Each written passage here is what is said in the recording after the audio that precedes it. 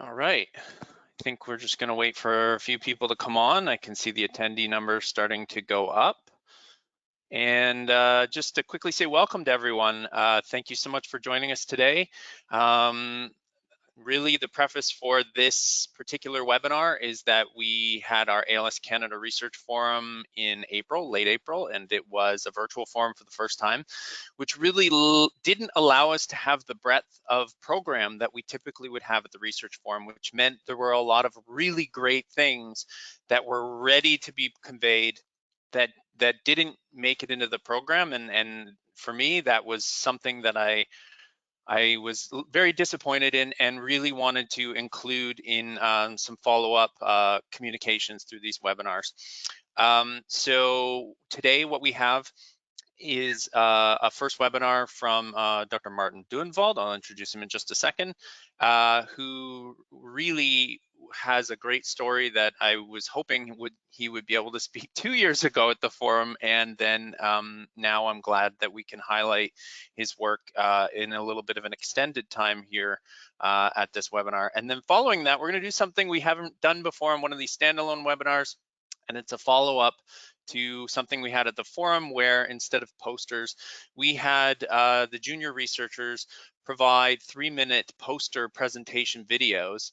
And there was ones that were submitted ahead of time to become sort of finalists that would be presented at the main forum. And it was really difficult for the panel to choose which ones.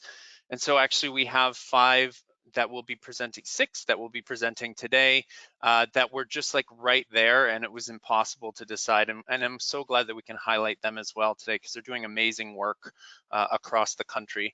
Other than that, what I'd like to mention as well is that we are very fortunate at the Research Forum to have had great sponsorship and support to be able to run that virtual research forum. We also have had a sponsorship come in since then that I wanted to mention because it didn't get a chance to be mentioned on the main forum, and that's through Innovative Medicines Canada, who have been incredibly supportive of our opportunities for knowledge dissemination at ALS Canada over the years. And so a big thanks to them as well. And that's all from me for the moment. So we're going to start off with our first guest, and it's Dr. Martin Duennwald, Associate Professor from the Schulich School of Medicine and Dentistry. He did his work in Germany up until his PhD, until he did his postdoctoral fellowship with the protein biology legend, the late Susan Lindquist, and then in 2012 established his lab at Western University, and is now going to be telling us about the work that he's been up to and some of his recent publications. So without further ado, the floor is yours, Martin. All right, let me get my presentation up here. Can you see my presentation now?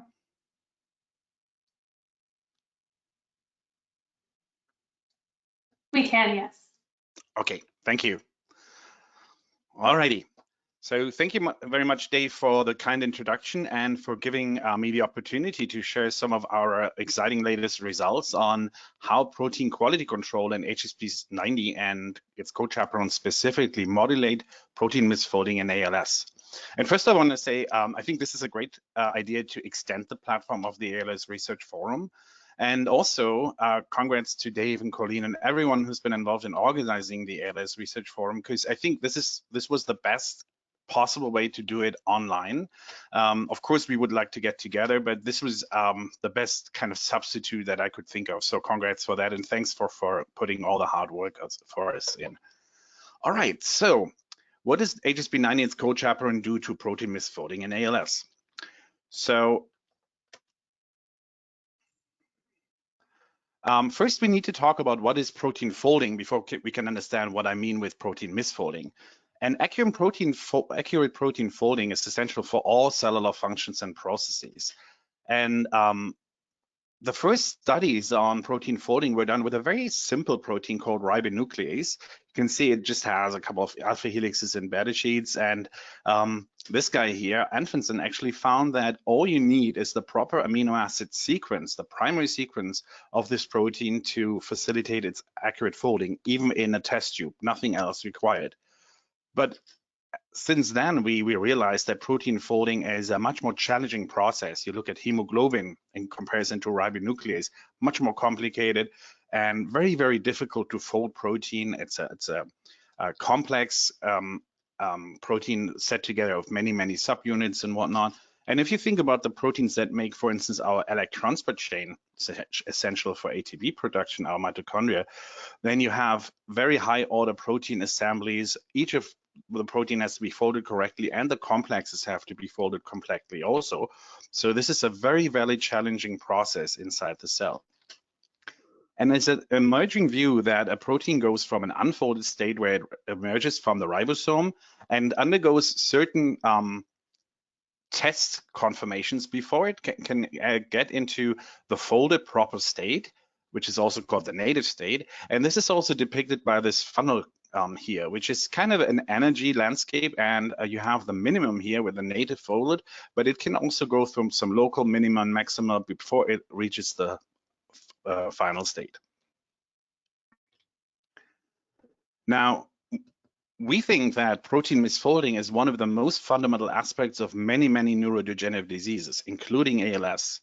And protein misfolding, that means the process of protein folding has gone awry and we end up having a non-native protein, can be caused by genetics, the environment, for instance, environmental toxins such as radiation or heavy metals. And one of the biggest factors that contributes to protein misfolding is aging.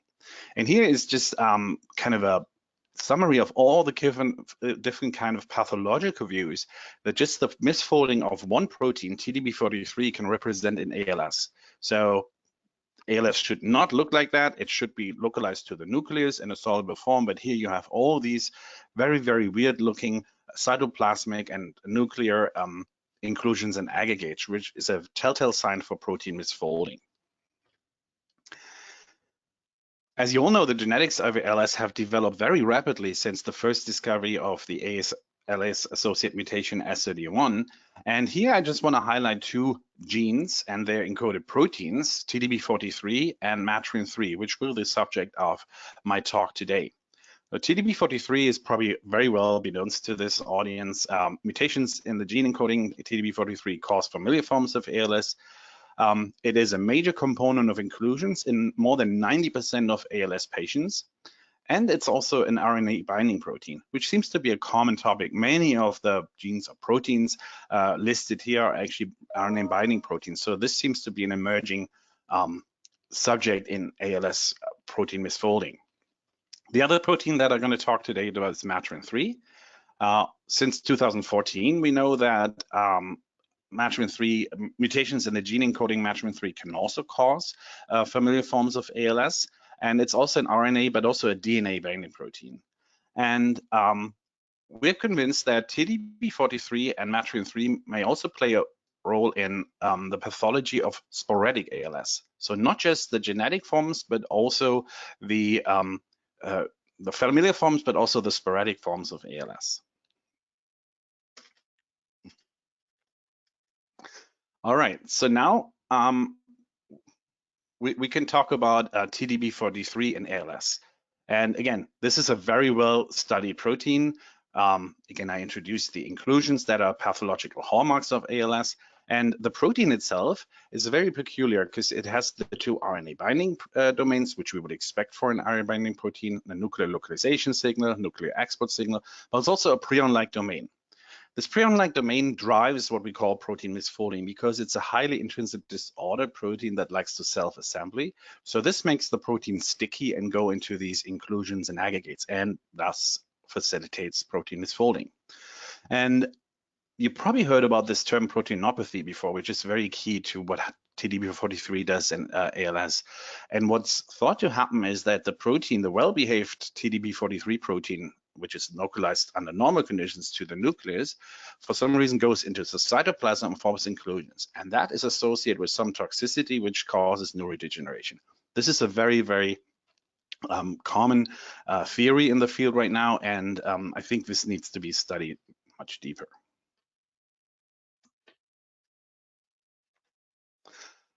Okay, when I talk about cellular protein qualitative control, we can view this from a perspective of a protein life cycle, if you want.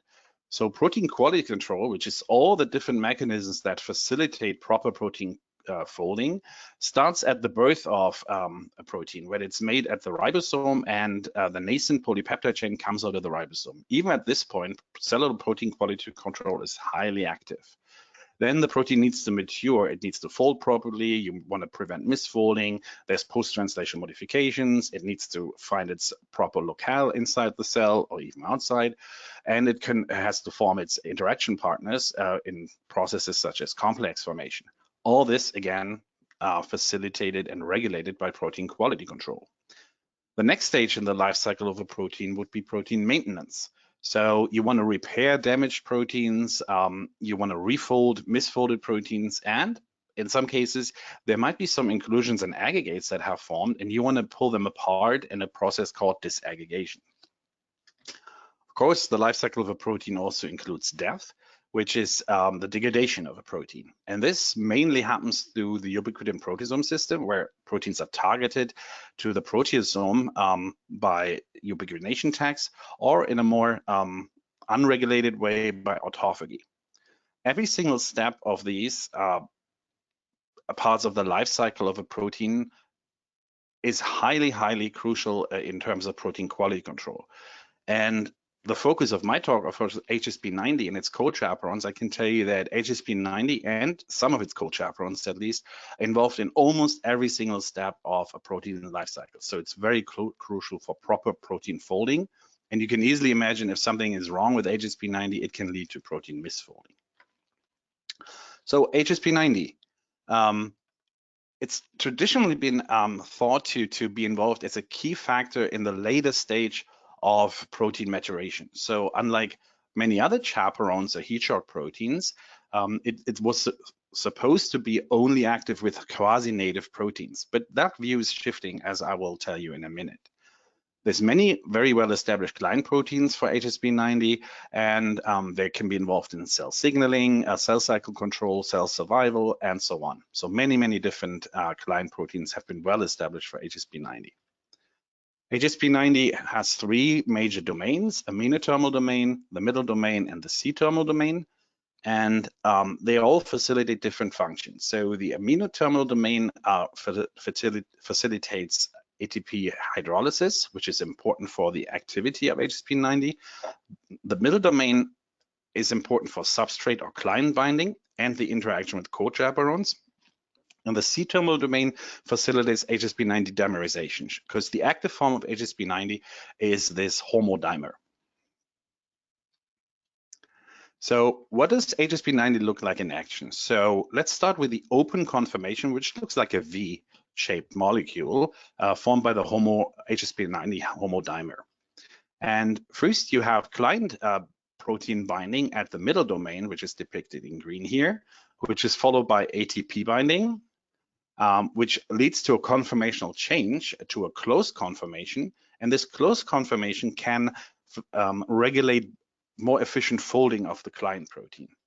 Then ATP gets hydrolyzed, is ejected from the HSP molecule, and the client protein can be released.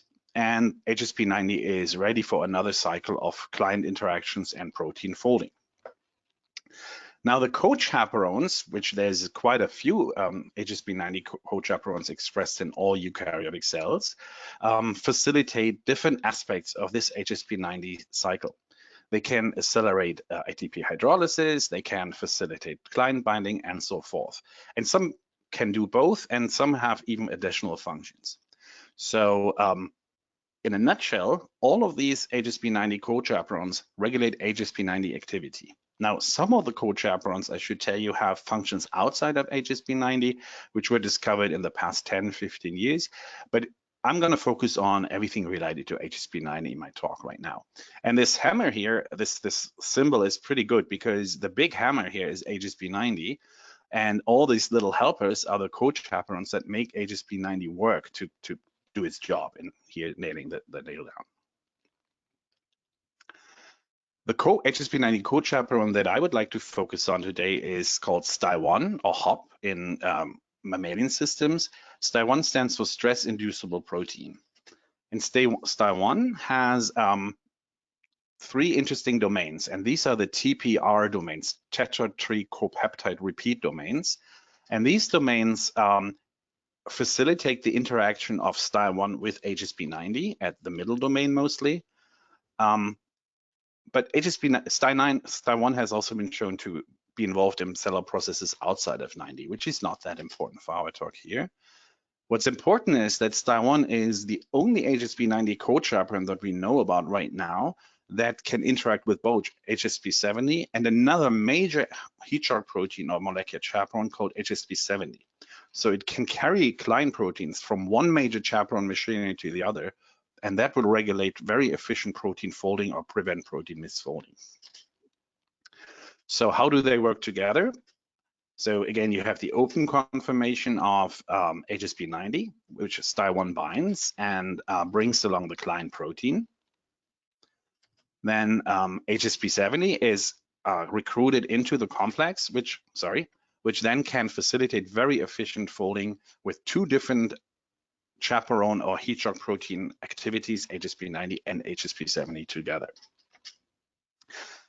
My lab uses the yeast Saccharomyces cerevisiae as a model organisms to study protein quality control and protein misfolding as it is relevant to ALS.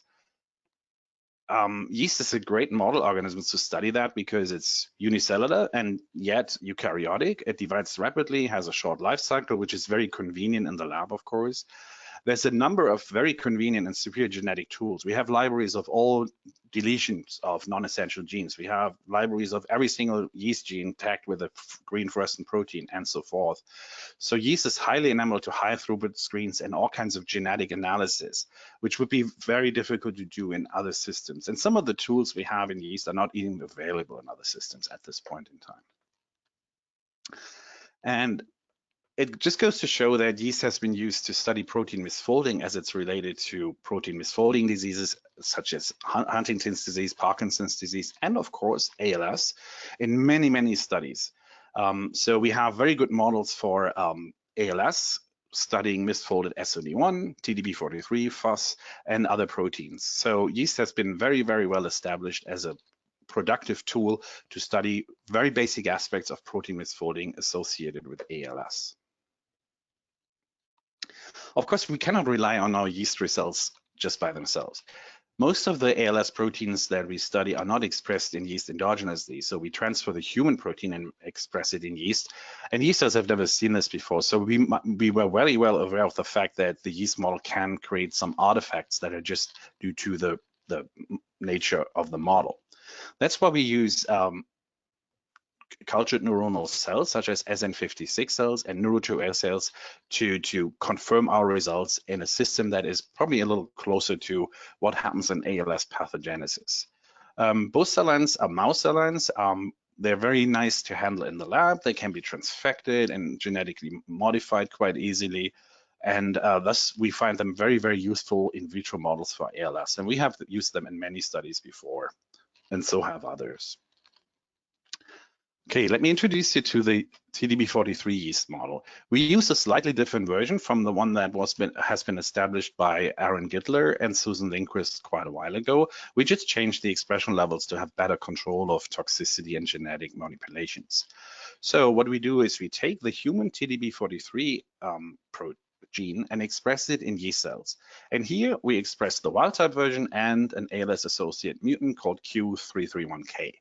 And as you can see is in these growth assays, where we have 1 to 5 dilutions of yeast cells spotted along a solid medium, just a plate, that the vector control here, the cells grow nicely and they form very healthy colonies. However, when yeast cells express either wild type TDP43 or the mutant allele, this growth is stunned and the cells cannot grow quite as efficiently anymore. That's what you see here, where the growth is very, very much reduced compared to the control. Another nice thing what we can do is study the aggregation and inclusion formation and misfolding of ALS-associated proteins such as TDP43. Here we tagged it with a yellow fluorescent protein and just observe what happens with these TDP43 YFP tagged proteins inside yeast cells.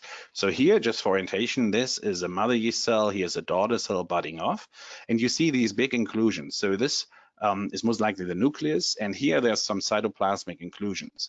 And you see the same as I demonstrated for wild-type TDP43 in the Q331K version, where there's multiple big inclusions in the cytoplasm. So the yeast model can recapitulate major hallmarks of TDP43 biology in this very simple model organism. What we did next is study how Hsp90 would interact with TDP43. And this was motivated by many, many different studies before, but we also had some findings from high throughput genetic screens that I'm not going to talk about that gave us some indication that Hsp90 might actually be important. So what we did first was simply inhibit Hsp90 by a small molecule called radicicol and tested whether this would change the toxicity associated with TDP43. And lo and behold, you can see by these very simple growth curves that cells expressing TDP43 and also treated with radicicol grow very poorly. And this is expressed here in the doubling time, where you see a significant increase in the doubling time. So it causes very slow growth if you have co-treatment with radicicol and TDP43 expression. I should mention that this is synergistic, not just additive. So the toxicity of each alone added is does not go to the level of what we see when we combine them both. We also checked that with a different Hsp90 inhibitor called 17AG and found the exact same thing. I should say we didn't use our growth assays on plates because these small molecules, radicicol and 17AG, don't quite work well on plates and they're not very soluble. So that's why we converted to this liquid growth assay here. But we can also employ genetics, the awesome power of yeast genetics, if you want, to check how Hsp90 expression levels modulate TDP43 toxicity. And what you can see here is we used a yeast strain that is lacking one allele of the two that are expressed in yeast of Hsp90. And these cells have hardly any phenotype at all. They grow normally, they're happy cells, and there's hardly any difference between wild-type cells and delta HSC or Hsp90 deletions. However, when you then express the TDP43 allele, you see a strongly enhanced toxicity compared to wild types. So cells that are lacking one allele of Hsp90, and it doesn't matter which one, we tested both here, are very sensitized to the toxicity of TDP43, and the quantification of that is seen here. Now, we also looked into the TDP43 YFP inclusion formation, and we're not really sure what happens here. It seems there's less TDP43 in the nucleus and some aberrant localization pattern, but this was very difficult to assess. So we focused further on the toxicity phenotype because it's much more tractable than the microscopic one shown here. Now, deletion causes exacerbated TDP43 toxicity. So what happens when we overexpress one of the Hsp90 allele? And what was really stunning is shown in this experiment here, that even the overexpression of Hsp90 exacerbate TDP43 toxicity. So you have TDP43 co-expressed with Hsp82 overexpression, and this is much more toxic than TDP43 in wild-type cells that don't overexpress Hsp90. So both deletion and overexpression of Hsp90 exacerbate TDP43 toxicity. And this could be really interesting, indicating that you need just the right balance to treat TDP43 right. And again, we see some slight changes in localization patterns of TDP43 YFP. We're quite not sure what that means, and there's ongoing studies trying to figure out what actually happens to TDP43 inclusion formation and all that. Now, Stil1 was the co-chaperone that we got most interested in. And again, we went on with yeast genetics and we deleted Stil1, and the deletion of Stil1 again caused an exacerbation of TDP43 toxicity as shown here by the quantification. So somehow the absence of Stil1, which doesn't really cause much of a growth phenotype in yeast cells that are not expressing TDP43, causes specific increase in toxicity of TDP43. Here, I would argue that there's not a big change in localization pattern. I just wanted to show you that it doesn't change the expression level of TDP43 by any gross measurement. Now, here comes an interesting part where we actually overexpressed Stil1. And in this case here, we get the dosage right. STIL1 overexpression can actually very efficiently antagonize the toxicity associated with TDP43. You can see this in the spotting assay where TDP43 toxicity is almost reversed by the presence of an extra copy of STIL1. And here it's the same result quantified. Again, I wouldn't argue that there's a huge difference in STIL1 localization, as shown here in the fluorescence microscopy. Focus here on the low copy STIL1 overexpression. But the most important thing is we don't really see much of a TDP43 degradation. It's not like we are reducing the TDP43 amount by a great extent, which would be a simple explanation for this effect of STIL1 on TDP43 toxicity. So now, of course, we wanted to make sure that these observations, i.e. that Hsp90 and STIL1 have a huge impact on TDP43 toxicity, are also seen in neuronal cells. To this end, we investigated the overexpression and found indeed that overexpression of STIL1 in N2A and SN56 cells does reduce TDP43 toxicity. So here we overexpress TDP43 to get a phenotype, toxic phenotype. And if we have half the amount of TDP43 co-transfected, half amount as compared to TDP43 in terms of DNA concentration, then we can antagonize the toxicity associated with TDP43. And yet again, I don't think we can argue much about the localization changes that are caused by STIL1 overexpression in TDP43. We seem to see more smaller and broke down aggregates in the cytoplasm, but that warrants further investigation still. Now the second ALS protein, matrin-3, and this is a new story. What I told you before has just been published in FASEP journal, but we went on and tested another ALS associate protein, matrin-3, and how it interacts with Hsp90 and STIL1. And we did some pathological studies showing that indeed matrin-3 is mislocalized and looks odd in neuronal cells of the ventral horn in the spinal cord of ALS patients. So here we looked at sporadic ALS cases where we see highly intense nuclear staining, sometimes cytoplasmic staining, and so on. So there's something wrong with matrin-3 localization, just an analogy maybe with TDP43. And this to us is an indicator that there is some matrin-3 misfolding. And here we use the intrinsic disorder plots also to analyze matrin-3. And I should point out matrin-3 does not have one of these telltale prion-like domains such as TDP43 or FOS or other ALS-associated proteins, but it has a huge amount of these intrinsic disorder domains. So the entire amino terminus here is highly intrinsic disordered as found by 4 different algorithms. And there's also highly intrinsic disorder domain at the carboxy terminus shown here. In fact, only the RNA binding domains here in the middle of matrin-3 are properly folded. So these intrinsic disorder domains, we believe, can significantly contribute to the misfolding of matrin-3. And again, coming back to the proteinopathy model, maybe there's some misfolding going on that leads to a mislocalization of matrin-3, and that can be associated or cause even neurodegeneration in ALS. So what Sonia in my lab did, she established a matrin-3 yeast model with the help of Ahmed, who's also in the lab, and she expressed a matrin-3 and ALS associate matrin-3 mutant either as a pure protein or YFP fusion. As you can see here, you see nothing. That means this protein expressed in yeast is so toxic that the yeast cells cannot grow at all. So this is fairly more toxic than TDP43. And this is quantified here where you see basically no growth for matrin-3 wild type and F115C, the ALS associated allele. Now, when we look under the microscope for the matrin-3 YFP fusions, we also see that there's some inclusion formation here. You see these big blobs of matrin-3 YFP wild type and the F115C allele. I wouldn't think there's a big difference between wild type and mutant coming from these pictures, but it clearly shows that this is not a well-behaved soluble protein in yeast. No, it is formed in these inclusions that are mostly cytoplasmic. Now, we went ahead and used the genetics of yeast again to see where there's an interplay between matrin-3 toxicity and Hsp90 function.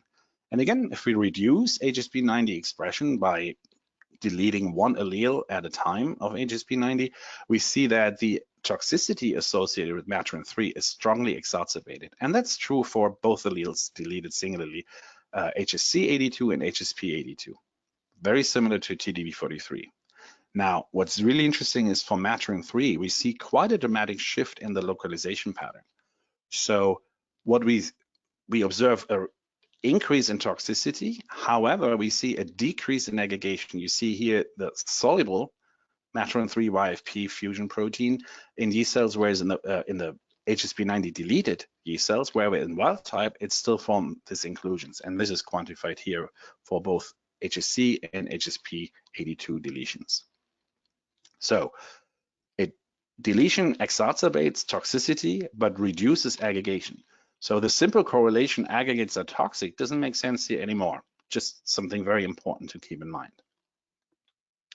Now we also looked into Stil1 deletion, just as we've done before, and we indeed observed that there is a strong increase in Matrin3 toxicity in cells that are lacking Stil1. And again, we see a change in the localization pattern that is very similar to the cells that lack one allele of Hsp90. So the Matrin3 YFP fusion proteins become much more soluble than in wild-type cells. And this is quantified here. And then again, the overexpression of Stil1, as we've shown for TDP43, reduces Matrin3 toxicity. Actually, in this scenario here, where we have lower overexpression, we call it, of Ziyaan, we almost completely abrogate the toxicity associated with Matrin3. So this is an extremely potent suppressor of Matrin3 toxicity. I'm not showing you the microscopy because it's indiscernible from the cells that don't overexpress Ziyaan. So this doesn't give us any clue about the underlying mechanism, I would argue. Again, moving into mammalian systems, so the N2A and SN56 cells, and we see that in cells that are reduced for Stil1, and they also have reduced Hsp90 function, so we're using Rodisical, the Hsp90 inhibitor, together, we see that we have a strong decrease, increase in Matrin3 toxicity as assessed by these viability assays here. And here we looked at Stil1 overexpression together Matrin3, and again, Stil1 can reduce the toxicity associated with Matrin3 by increasing the relative fluorescence viability. So these cells are more viable when they express Stil1 together with Matrin3 as compared to the cells that only express Matrin3. Again, we have to use the trick of adding Rodisical to an Hsp90, because in the absence of Rodisical, Matrin3 overexpression is not all that toxic in our models.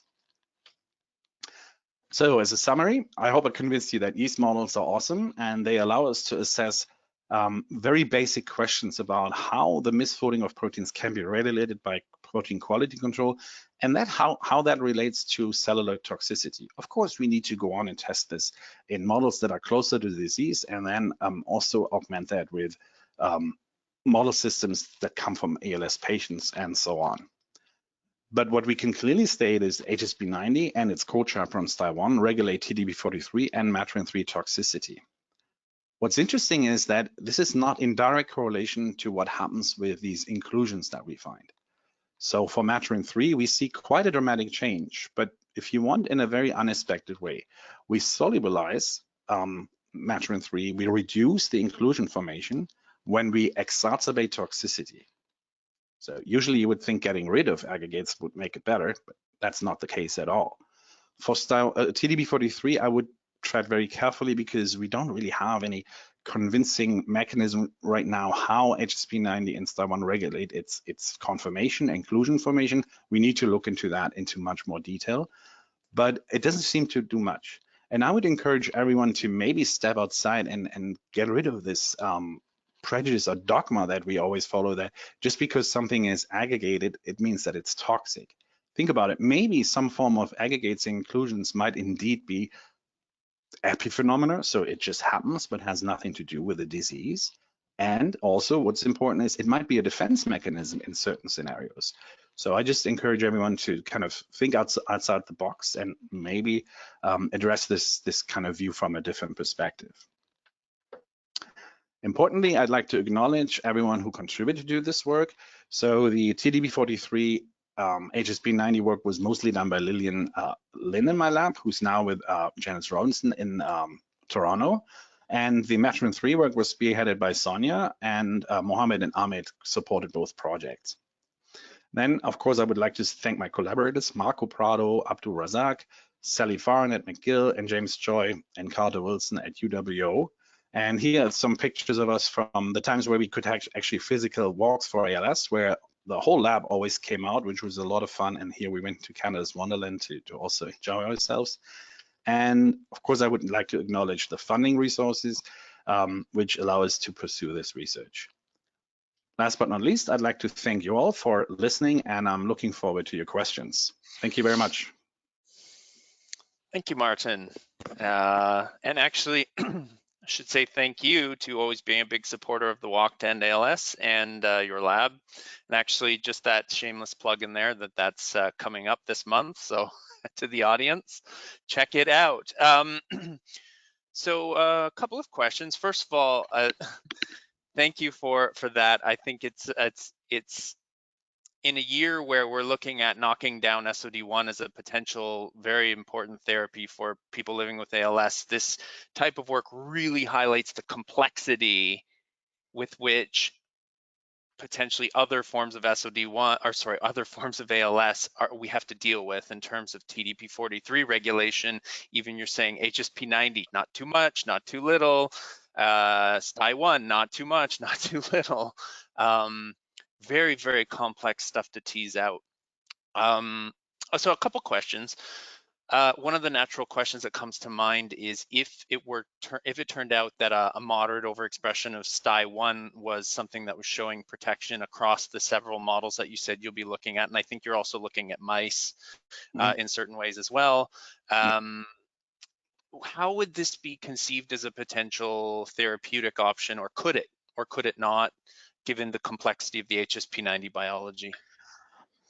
I think there is a therapeutic opportunity, at least specifically with the STI1 interaction, because Hsp90 is such an important player in all kinds of cellular functions that it would probably be very difficult to attack that as a therapeutic. And certain cancer studies have tried that, but that's been challenging. STI1, however, is much more specific. So one idea is maybe to enhance the interaction between STI1 and TDP43 or Matrin3, and thereby allow the protein, the co-chaperone protein, to facilitate or prevent misfolding to a certain extent. So this could be very specific, and it would not have all the side effects that would a general manipulation of the chaperone system might entail. Okay. Yeah, definitely. It's a tough one because of all the balance. And actually, with that as well, another question I had was, we actually have a question from the audience, so I'm going to give you that one instead first because it's probably better than my question. Do you think that the STI1 system is applicable more broadly to alpha-synuclein, A beta, and tau? Yeah. The answer is yes. So we've looked into many different misfolded proteins, focus on ALS-associated ones, but so far we've seen an effect, except for FUS, which seems to behave differently. There seems to be a beneficial effect of just increasing STI1 activity with all these misfolded proteins. Now, sometimes we believe that's a direct interaction. That's true for TDP43 and Matrin3. We think this is more a physical interaction. Sometimes it might be more like a genetic interaction where we strengthen protein quality control and thereby diminish the toxicity associated with misfolded proteins. So the general answer is yes, but probably by specific and distinct mechanisms depending on the misfolded protein. I should mention this is an ongoing collaboration with both Marco Prado and James Choi at Western, and we're trying to understand how this Hsp90 STI1 system modulates protein misfolding generally in all of these different diseases. And the answer is complex, but to me, that's also gives a lot of hope that we might achieve some, say, therapeutic specificity at the end of the day. Great. And we have another question from the audience. Do you think that the STI1 system is expressed differentially in different neuronal populations, or perhaps does it also change with aging? So we've been looked into available data sets for STAR1 expression, and unfortunately, the data coming from the human spinal cord, which for ALS researchers like ourselves is very, very important, is not very good. So there needs to be more work done with that. But STAR1 seems to be expressed at moderate levels all through the central nervous system. So that is there, and it might be induced by stress conditions, such as maybe early onset ALS or some events that predate even symptoms of ALS. We don't know that yet, very difficult to test, but that's what in vitro models like the mouse models that Marco has in his lab are brilliant for.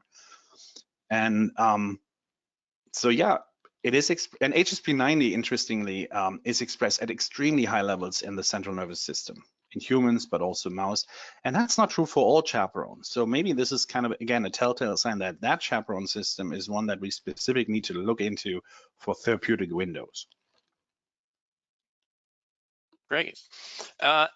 So another question is, with the complexity of the different formations of protein and RNA binding proteins that we see, TDP43 and other key proteins in, whether it be liquid-liquid phase separation, whether it be stress granules, whether it be the aggregates and the soluble forms that you're talking about, has Hsp90 or STI1 ever been seen in any of these other types of forms, perhaps in a stress granule or anything like that, or how do these interact?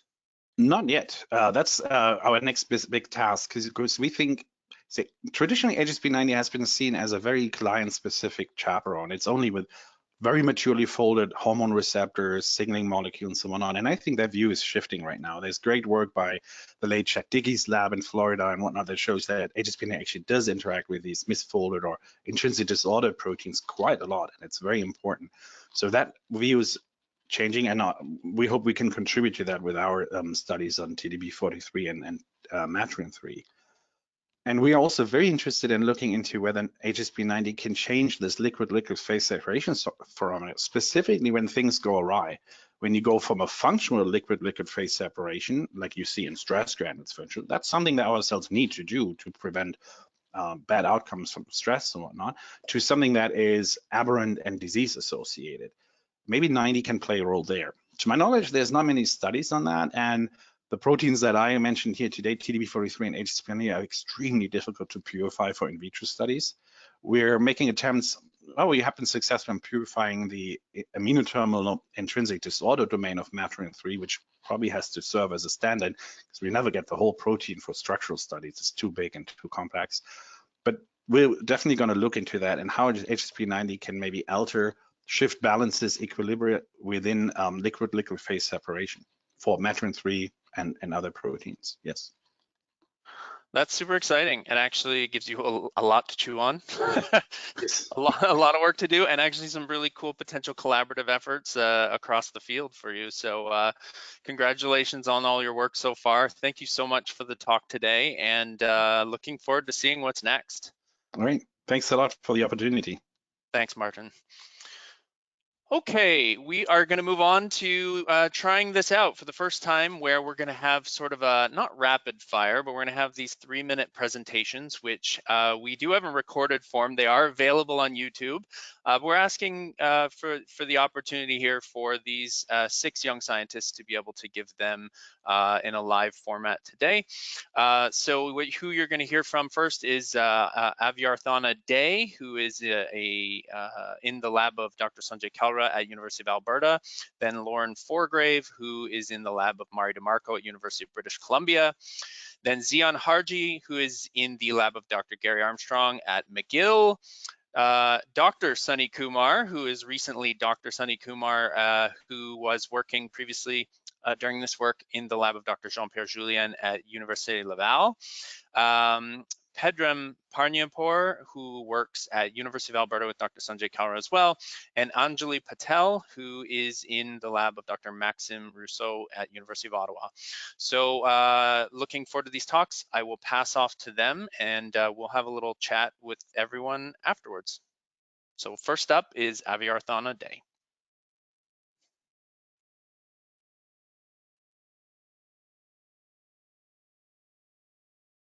Thank you so much, Dave, for the kind introduction. I'm going to share my slide now. Can you see my screen?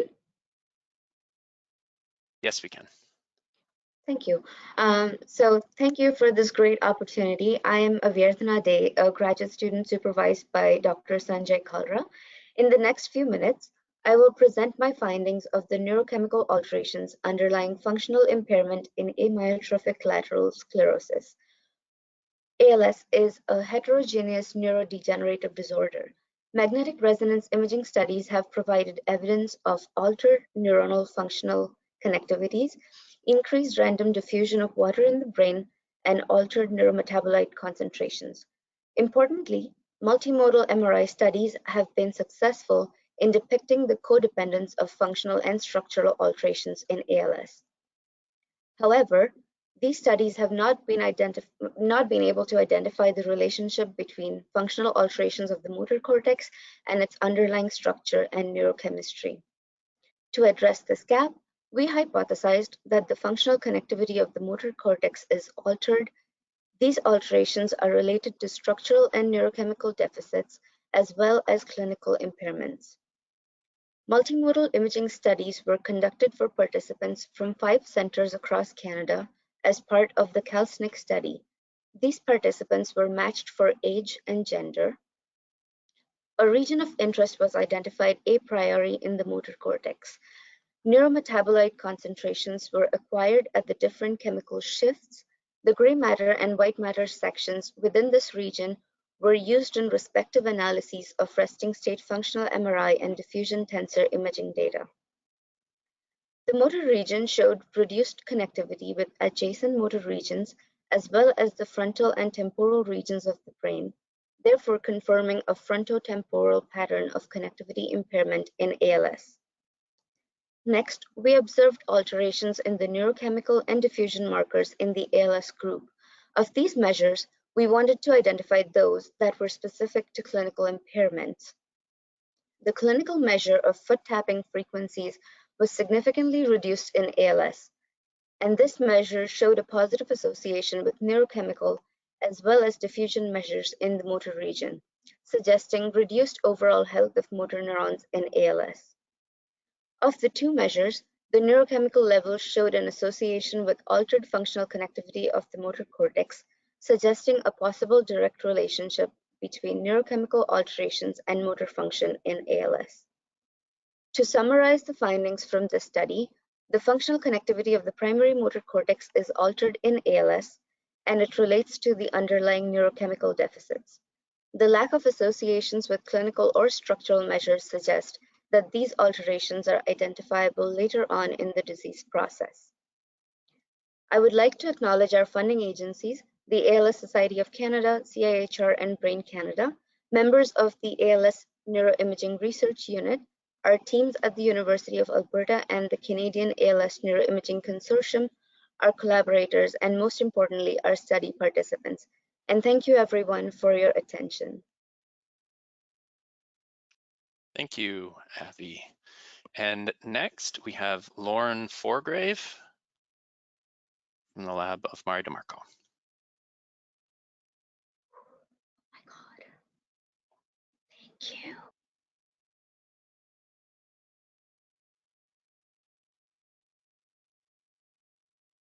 Can everyone see my screen? We can see it. Oh, perfect. So hi everyone, I am Lauren, and today I'm going to talk to you about a protein called neurofilament light chain, or NFL. NFL is a non-specific marker of neurodegeneration, and previous studies have established that NFL concentration in the CSF can differentiate individuals with and without neurodegeneration. However, in the context of clinical utility, clinicians need a marker that can differentiate between different types of neurodegenerative diseases, not a neurodegenerative disease from healthy individuals. With that in mind, we set out to answer, what is the diagnostic performance of NFL in a clinically meaningful population? To do this, we did a literature review and meta-analysis where we looked at all studies that reported NFL concentration in Alzheimer's disease, frontotemporal dementia, or ALS cases, compared to either mild cognitive impairment or disease-mimic cases in the blood or CSF. The resulting 65 studies were used, and the NFL measurements converted to a ratio of the means, where a ratio of the means greater than 1 shows that NFL concentration is increased in our case, for example ALS, compared to our control, meaning either the MCI or disease mimic cases. For a ratio of the means of less than 1, NFL concentration would be decreased in ALS compared to, for example, the disease mimics. Today I will talk to you about our results for the disease mimic cases. Disease mimics are the most clinically meaningful comparator group, and here we can really get into the question of, is NFL a good diagnostic biomarker in a clinical context? In these comparisons, the disease mimic group includes diseases that are clinically similar. Looking at the studies in CSF, we can see NFL is decreased in AD cases versus disease mimic cases as the ratio of the means is less than 1, but there is little to no discriminatory power. For FTD, NFL is increased almost twofold in the CSF, and there is some discriminatory power. Moving to ALS, this is where we see the greatest distinction from disease mimic cases, with over a threefold increase in NFL concentration. This increased NFL concentration and discriminatory power is attributed to the degeneration of larger neurons in ALS. Looking at NFL concentration in the blood, the only data that was available for a disease mimic comparison was for ALS.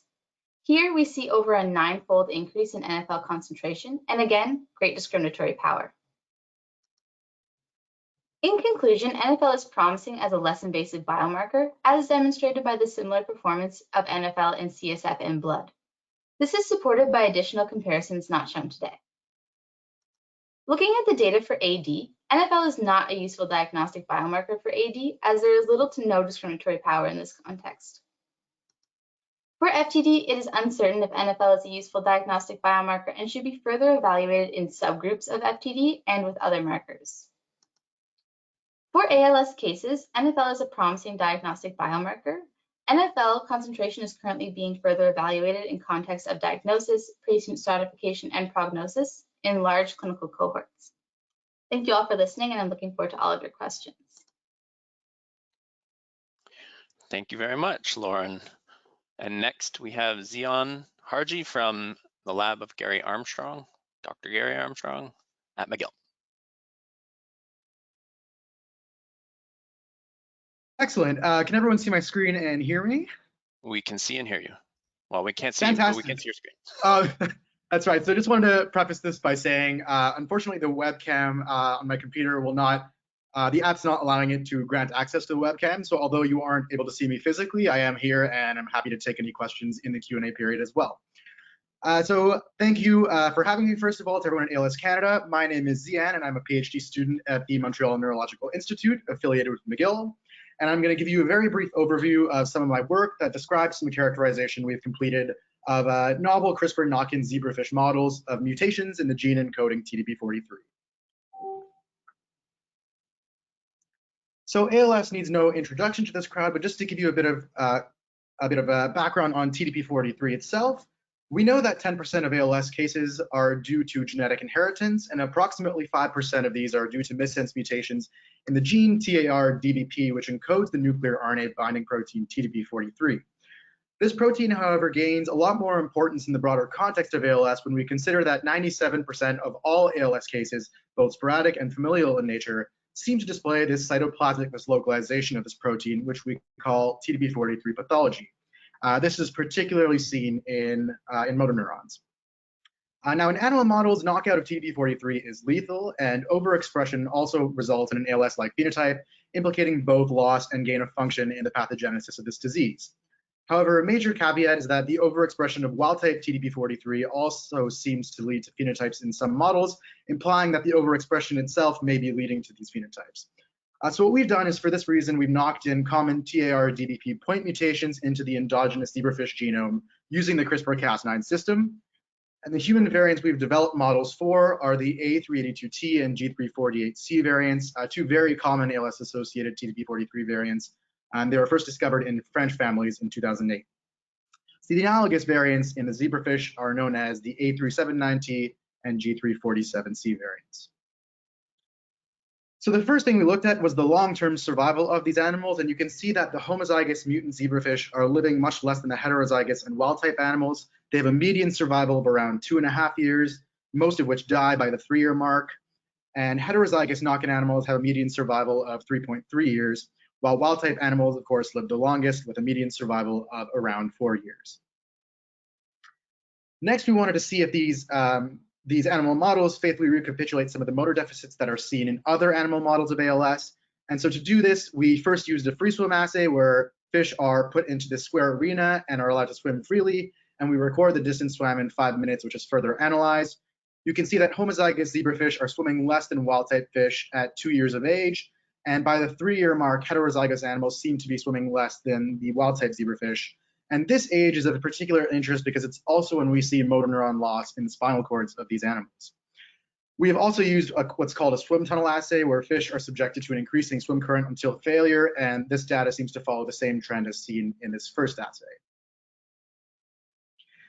To begin to explore the molecular underpinnings of disease pathogenesis, we performed bulk RNA sequencing of spinal cords from 1-year-old wild-type animals, homozygous A379T animals, as well as homozygous G347C animals. And interestingly, in both the genotypes, you can see there's an upregulation of transcripts involved in the immune response. And rather interestingly, particularly in the G347C animals, we see that there's a downregulation of transcripts that are involved in synaptic transmission and neuronal function, some of which are actually bound and regulated by TDP43, that's been shown in previous work, and some of which we also found a coincident decrease in the protein encoded for by these transcripts. Something to keep in mind in the zebrafish model is that there's a paralog or duplicate of TDP43, which we call the TDP-like, and it encodes for a protein that's shorter and is missing the glycine-rich C-terminus where most ALS-associated mutations lie. Interestingly, there's also a splice variant that can arise from this TDP-like protein, which we call the TV1, and it can encode for a protein that's analogous or has an analogous C-terminus to TDP43. So in short, when you get rid of TDP43 in the zebrafish, consequent to what you see in mice models, these fish do not die prematurely, and that's because you get a strong upregulation of this TV1 splice variant that can compensate for loss of TDP43. So in our experiments, we've been able to show that these knockout animals also show, we replicated that increase in TV1. Interestingly, in the homozygous mutants, you also seem to see a slight upregulation of this protein, albeit to a lesser degree in the knockouts. And last and certainly not least, you see that when you get rid of the paralog, you seem to have this twofold increase in TDP43 itself. So with that, I'd like to thank everyone in my lab, particularly our research associate Esteban, who's been working on this project with me, the members of the Rare Neurological Diseases Group at the MNI, and definitely our funding sources, ALS Canada, CIHR, and the FRQS for their financial support. And I look forward to taking any questions. Thank you, Ziyaan. And next we have Dr. Sunny Kumar, who had done this work with Dr. Jean-Pierre Julien at Université Laval. Can everyone hear me? Yes, we can, and we can see your screen.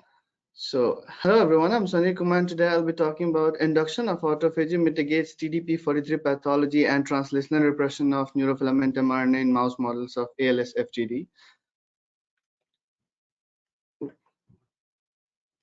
Why it's not changing? Hello? Hello? Sunny? Yep. Yeah, my screen is not changing. It's not changing? No. Okay. It's stuck. Okay, Yeah, there now you it's go. changing. We can now see it it's now. changing. Yeah. Great, no problem. So TDP43 is the DNA and RNA binding protein localized, predominantly localized in the nucleus of a cell. But in ALS and frontotemporal dementia pathology, TDP mislocalizes to the cytoplasm and forms aggregate. This causes loss of nuclear function, gain of cytotoxic function, which eventually causes neuronal death. Again, again, it's not working. It might just be a little slow. Yeah. For some reason.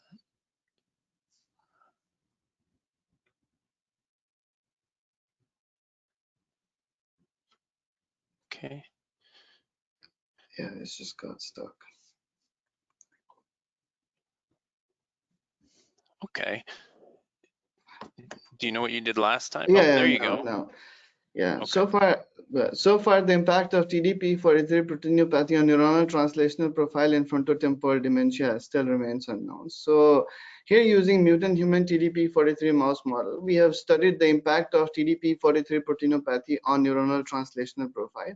In addition, we also tested the therapeutic potential of a novel vitaferin A analog named IMS88, which is an autophagy inducer with mice models of ALS and FTD. So to study the neuronal translational profile, we utilized ribotrap method, and we immunoprecipitated neuron-specific ribosome, its associated peptides and mRNA using anti-RFP antibody. And further, we studied by microarray and proteomic analysis. And our ribotrap analysis here has revealed that without changing the binding propensity of neurofilament mRNA to the ribosome, in the neurons of these mice, we observe reduced level of novel synthesizing peptides, suggesting translational blockage. Then we move to see the treatment impact of IMS88, and oral administration of IMS88 for 8 weeks has improved the memory function in these mice, both in passive avoidance and novel object recognition tests. And we observed increase in autophagic markers such as LC3B2 and Beclin-1. And as a result, we also saw reduction in TDP43 proteinopathy in the neurons of these mice.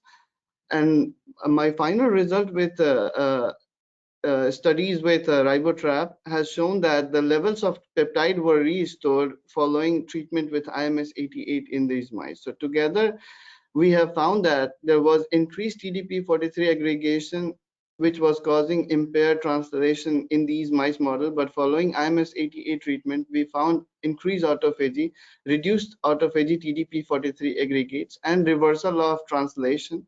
And as a result, we saw improved cognitive function in these mice model. With this, I would finish my presentation. I'd like to thank my supervisor, Jean-Pierre Julien, and my co-supervisor, Jasna Clay, my other lab members. I would like to thank ALS for providing me this opportunity for today's talk. Thank you very much. Thank you, Sunny. And next we have Pedram Parnianpour from the lab of Sanjay Kalra at University of Alberta. We can see your slide. Good. And we can hear you. Thank you. Okay, hello everyone. My name is Pedram Parnianpour. I'm in the third year of my PhD program in neuroscience with Dr. Sanjay Kalra at the University of Alberta.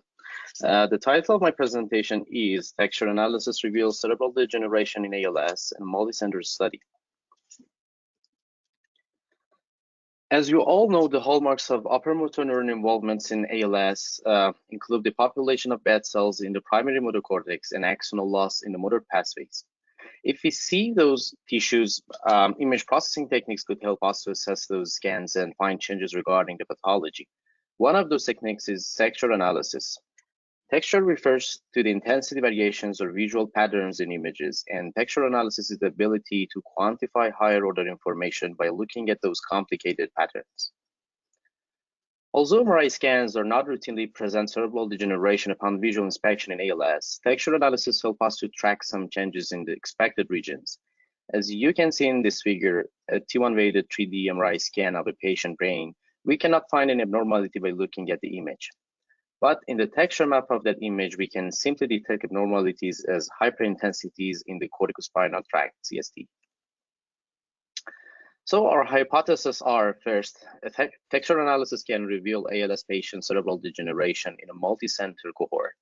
Second, the level of changes is different in patients with faster disease progression compared to the slow progressors.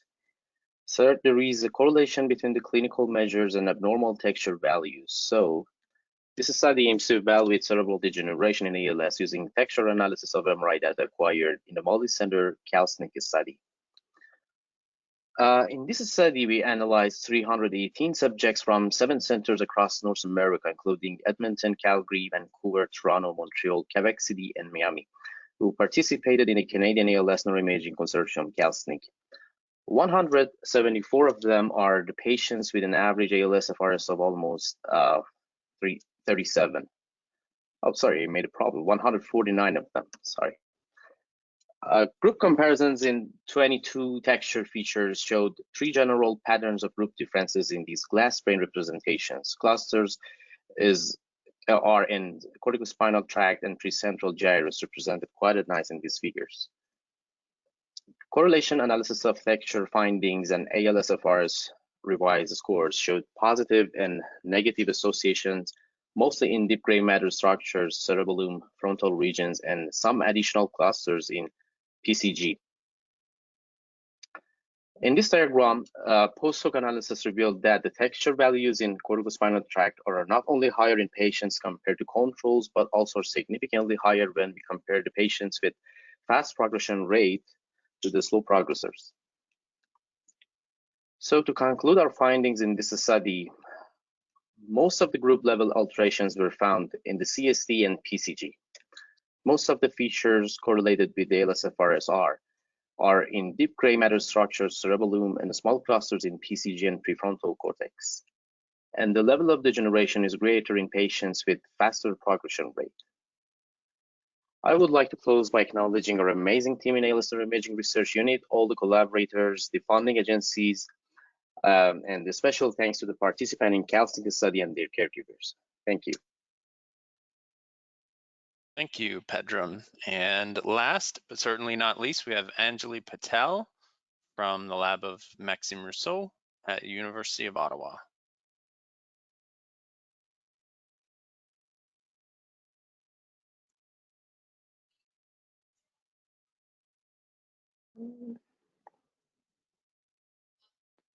There it is.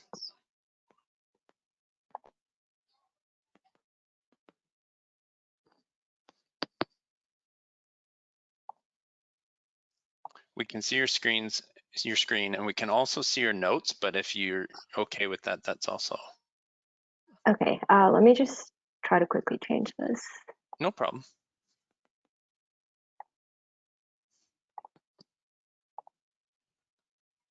There, we can see it perfectly. Okay, perfect.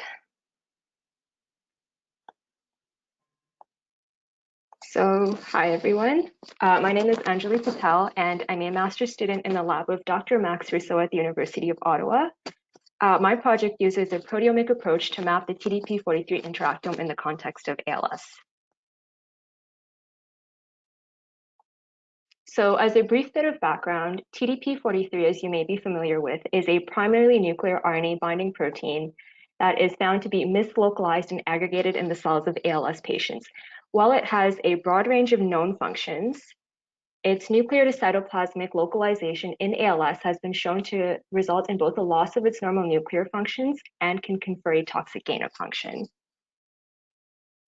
And so to model this in cells using CRISPR-Cas9, our lab has generated a knock-in cell line expressing GFP in the endogenous TARDBP genomic locus, which encodes for the TDP43 protein for both wild-type TDP43 and an ALS-causing mutation known as the Q331K mutant. Using microscopy, we've observed an increase in the nuclear to cytosol intensity ratio in these mutant cells, which suggests that there is more TDP43 localized to the cytoplasm in these cells. And so my project aims to map the protein-protein interactions of both wild-type and ALS-linked TDP43 and to interrogate the roles that these interactions play within the cell. And so using these knock-in cells, I have performed GFP immunoprecipitation to pull down interactors of TDP43 and subsequent mass spectrometry analyses in order to identify these proteins. And so using this experimental paradigm, I've identified 34 unique interactors of wild-type TDP43, 12 shared between the wild-type and mutant protein, and none that were exclusive for the Q331K mutation. In our lab, we are particularly interested in understanding the biology underlying protein interactions that are lost with the Q331K mutation. And using bioinformatics analyses and literature searches, I've narrowed down a list of 14 candidates for further validation.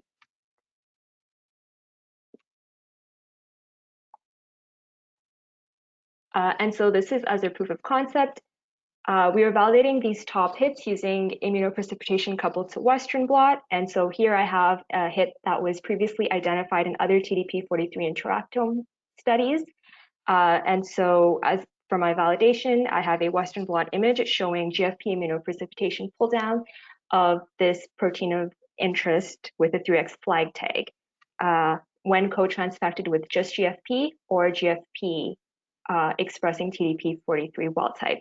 And so here in the pull down condition, we can see a band for our protein of interest confirming an interaction between the two. And so with these 3x flag expressing constructs, I have also generated shRNAs against each of the 14 hits, allowing us to use both of these constructs in various microscopy experiments and other cellular and biochemical assays moving forward. And so to summarize the main ideas of my talk today, we've generated a knock-in cell line in which an ALS-linked mutation results in TDP43 mislocalization and loss of interactors. And the findings from this study will allow us to better understand the protein level mechanisms underlying ALS pathology. And so with that, I'd like to end by acknowledging the support that I've had with this project from my supervisors, my colleagues, committee, collaborators, the OHR Proteomics Core, and to our funding sources, as well as to ALS Canada for providing me with the opportunity to speak to you all today. Thank you for listening. Great, thank you everyone. So I will invite you all back to have some Q&A. So I'll wait for the cameras, except for Ziyaan, who says he doesn't have his camera. I don't know. Are we gonna believe him, everybody? I don't know. I think we believe him. Okay, Ziyaan, are you there? I am here. Can you hear me? You're there. Okay, that's good. We can hear you. That's good. Fantastic. So actually, I thought maybe we could at least go around to the first. So I have first set of questions for Avyarthana. What you showed with the primary motor cortex, was that was at a single time point that you were looking at, or was that longitudinal changes? And if not, do you know if you will see the same changes longitudinally, or have you had not a chance to look yet? That is a very good question. Thank you, Dave. This was just the baseline analysis or assessment of functional connectivity changes and how it relates to structural and neurochemical deficits in the primary motor cortex. And as of now, I do not have plans to replicate this experiment in a longitudinal sample, but I am definitely working on a longitudinal sample with a related question. So not exactly similar, but would still kind of try to answer this. Okay, great. And actually, as another follow-up on that, in terms of the neurochemical deficits that you saw, do you think that either of them, this was the fractional anisotropy and the NAA, I think, is it possible that those could be something that could even be therapeutically replaced or affected in any way to, or are they purely biomarkers of what's happening? Or do you think that there's some sense of fixing that could be beneficial? That is, again, a very good question. There are studies that were done way back, about 10 years ago, that show that administration of riluzole to the patients would improve NAA levels even after administration of riluzole for a day or for a week or 3 weeks. And so that would improve the levels of the neurometabolite, but I'm not sure if there is any medication that would improve the fractional anisotropy in the white matter. Great. Well, thank you. Lauren. Thank you. So I guess the first question is, Can I ask a question? Sure. Oh, yeah. Yeah.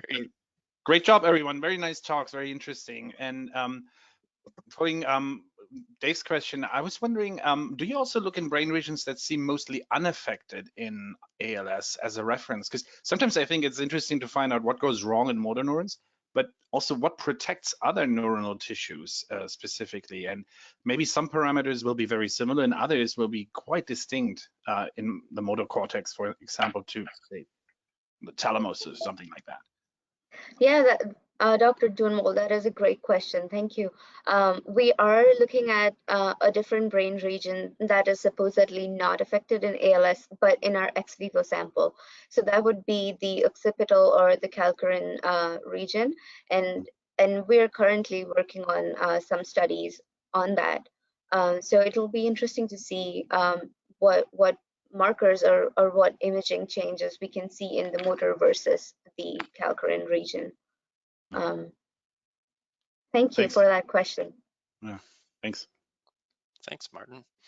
I think you need an army for all the Kalsnik data that's there to get through it all. It's going to be so much, but fantastic. Lauren, so what's the next step from the work that you've done in terms of what are you looking at next, or what are your thought process moving forward now that you've been able to see that the NFL, is something that has a preferential increase in ALS and what you've seen with the blood versus the CSF?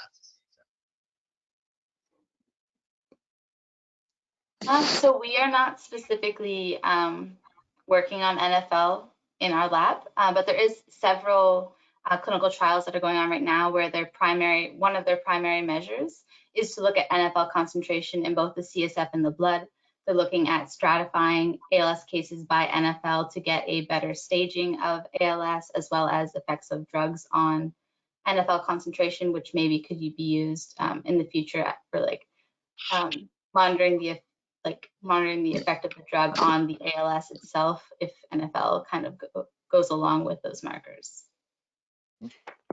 How hard do you think it would be to get a generalized test someday that could go along with, say, the very basic warning signs of ALS at, say, even a GP level or something like that, alongside some easy test for NFL to be even spiked up that says this isn't just, say, a pinched nerve, but maybe this is actual neuronal damage? Do you think that that's something years away, or do you think that that's something that could be simplified eventually?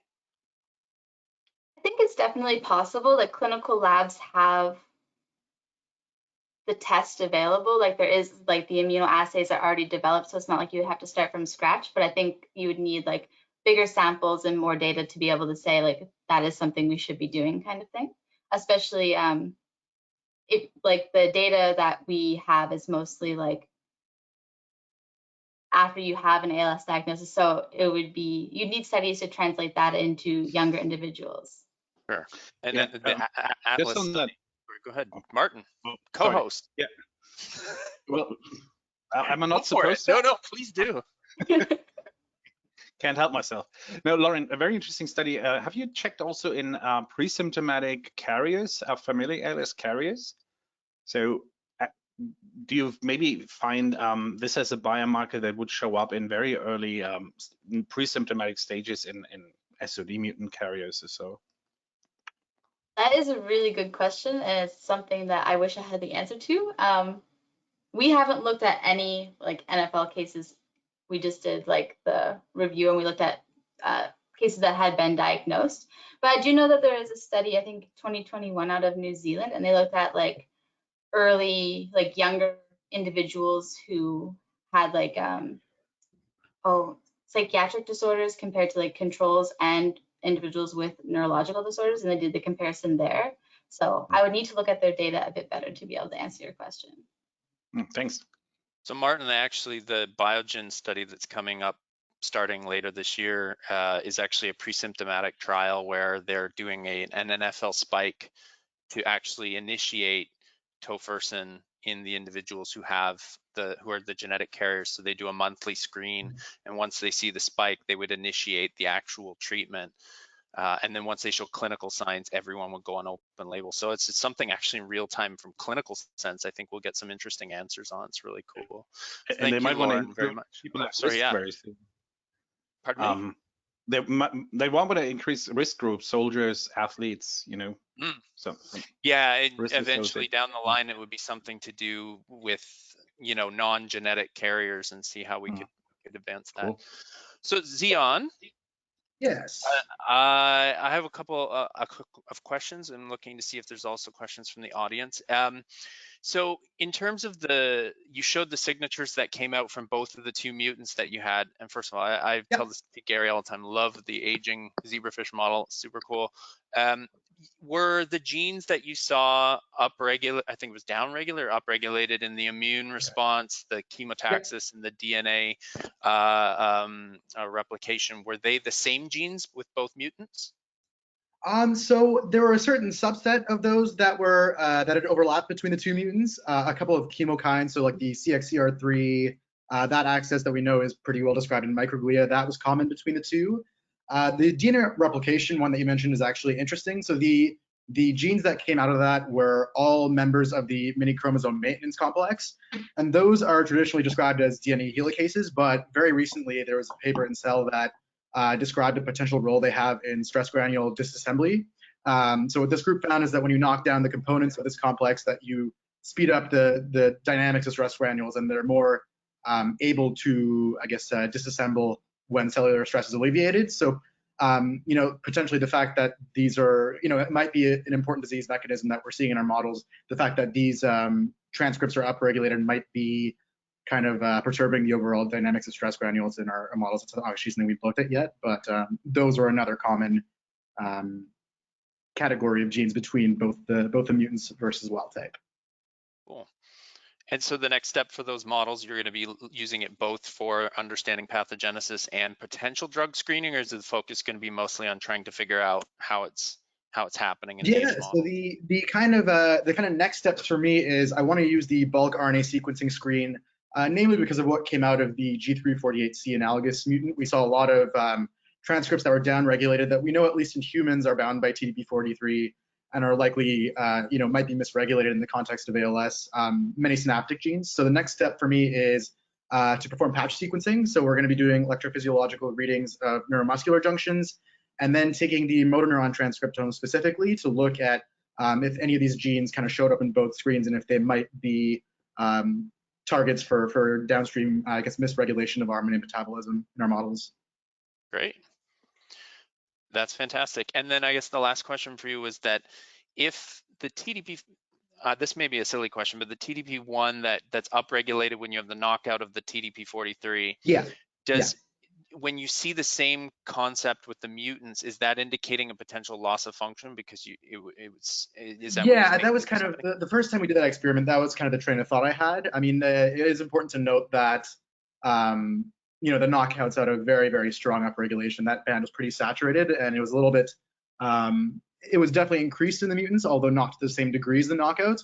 But yeah, that could definitely indicate some sort of maybe even a partial loss of function. Absolutely. Cool.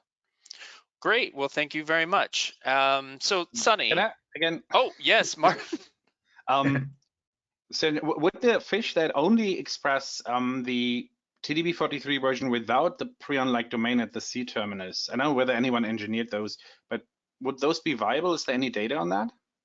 Actually, Bettina Schmidt's group did that back in, I think, 2013. So they had, they were the ones who kind of discovered that this TB1 was upregulated in the TDP43 knockouts. And the reason that caught them off guard was the TDP43 knockouts, there was nothing like they'd seen in mice, like they were viable. Then they also did the knockout of that TDP-like, so of the paralog, and these fish were also, at least at larval stages, they weren't followed to adulthood, but they were more or less the same. And then when you knock out both of them together, you get the more kind of characteristic phenotype where you see premature death and muscle degeneration, and I guess equivalent to the embryonic lethal in mice. Thanks. So Sunny, with the IMS88, it previously was one of the first pieces to look at was the interaction between NF-kappa B and TDP43, and then now there seems to be this very interesting stimulation of autophagy. Wondering if you've compared its ability to stimulate autophagy to more standard things like the monopentel, I never can say that right, or rapamycin or something like that. Yeah. So basically, how we came up with this idea is basically nowadays Vithaferin A, which is like we derived this IMS88. It's a semi-synthetic analog of Vithaferin A. So previously it was found as a potent NF-kappa B inhibitor, but recently many of the research with cancer has shown that in addition to blocking NF-kappa B, it also induces autophagy in different cell lines, and that's why it is extensively studied in cancer research. So accordingly, we hypothesize that since TDP43 pathology is happening, autophagic induction could be a reason, like it could possibly ameliorate the TDP43 pathology. But we unfortunately did not compare it with rapamycin or anything else. Yeah. And so with IMSTAR looking to clinically develop IMS88 or other analogs, I noticed that some of the work is being done on FTD portions of the model. Do you think that that's something they would look at in a clinical sense, both ALS and FTD, or a pure ALS? I think in future the company will possibly look in the both aspects of ALS and frontotemporal dementia. Yeah. Fantastic. Great. Well, thank you. It's very exciting. Looking forward to seeing that come forward. Pedram, I have the same question as we have for Avi, which is longitudinally, do you see the same things with the texture analysis? And also, how far do you think it is off before this might be a potential viable use in clinical sense, say in clinical trials or something like that, because the data seems to be quite nice in terms of progression rate and texture analysis? Yeah, first, thanks for having me. Answering the question, we do have the plan to do this analysis longitudinally. The results are just only showed the baseline analysis, but we still do get some differences between subgrouping based on progression rate at baseline. So we hope to see the changes longitudinally as well. And in order to use it, we still need to do some reliability tests on additional data set out of our samples. So after that, hopefully it could be useful to do that, because we got quite nice results in terms of primary and secondary changes we expect in ALS. So we hope to use it someday. That's great. Yeah, it's very exciting. I love watching that evolve into something looks really promising. So is that Martin raising his hand? Yeah, yes, it is. Okay. So similar question that I asked Lauren, do you plan or are you including pre-symptomatic FALS patients in your studies? So in other words, would you maybe recognize some changes in the brains of people who don't even show symptoms yet? Yeah, I think we do have a small sample size of the familial ALS in our data set, but the number of subjects are too limited to do some, for example, subgrouping analysis comparing to sporadic ALS. But yeah, getting the enough number to do that, yeah, it would be great to see how we could see the changes pre-symptomatic. But something we could do right now is looking at the changes in very early stages of disease. That's one of the goals of subgrouping in the next stage, to look at the changes in the subgroups with maybe the subgrouping could be done based on symptom duration or, for example, upper motor neuron involvement in the disease. But yeah, we do want to check it on early stages of disease. Thanks. Maybe the connection to Michael Benatar's pre-FAL study and the fact he's part of CalSNEC, maybe there's something can be done there eventually with the texture analysis. Be very cool, because I know he's doing the MRIs with Sanjay's with the group. So very cool. Thanks, Pedram. And Anjali, last, certainly but not least, do you plan on doing a second mutation in the same way, or at least the lab, is it looking at other mutations to see if you have the same sort of hits as the 14 that you're looking at now? Sure. So I'm actually currently writing up my master's thesis, but I think in the future, something interesting to be done would be looking at other TDP43 mutations and creating more of a ALS-wide interactome map. Okay. And in terms of the 14 hits that you had, I know that there was a focus on HNRMPC. Were there anything else in the 14 that have been connected previously to TDP43? Yes. So the reason I chose HNRMPC was because it was previously identified in another TDP43 interactome study, and it was validated in the same way that we were planning on validating our hits. Some of the other hits included a group of proteins that are part of an mRNA transport pathway. There were other RNA binding proteins. There were other heteronuclear riboproteins, as well as terrestrial proteins. Exciting. So we'll get to see what those are eventually. Oh, Martin, you got the last minute here, and then I'll wrap it up. Go for it. Had to ask, did you find Hsp90 or Stil 1? No, we didn't. Yeah, because I would suggest to maybe extend your study to use certain cross-linkers and whatnot, because these very transient interactions with chaperones wouldn't probably not come up with a regular IP. So I think there's still lots to do that, but with your cell lines and that approach that hasn't been tapped into. It's pretty exciting. Yeah, for sure, it'd be really interesting to do. Thank you.